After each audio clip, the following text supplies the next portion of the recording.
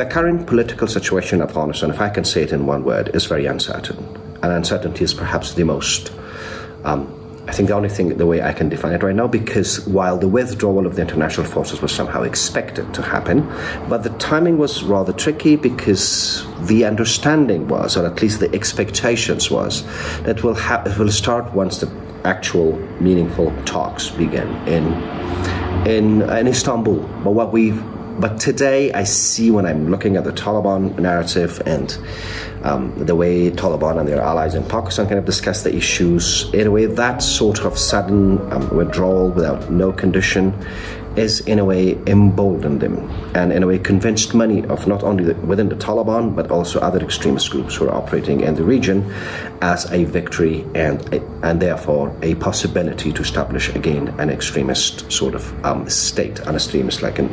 government in Afghanistan. But at the same time, I see the possibility of return of the Taliban, or kind of establishing a Taliban emirate, if you call it, as a very remote possibility. Specifically, if Afghanistan remains connected with the world, and if the world, here in this case Germany, continue to provide developmental and humanitarian support for the Afghan government and Afghan people. Because according to history, no Afghan state ever fell to an insurgency as long as it remained connected and supported by international community. On the other hand, I also think that a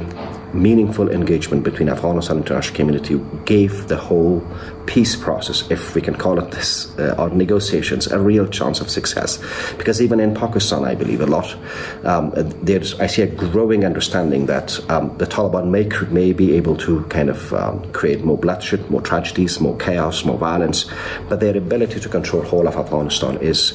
in doubt. And even if they took some areas, their ability to provide and to deliver is seriously in question. I mean, don't forget the 1990s,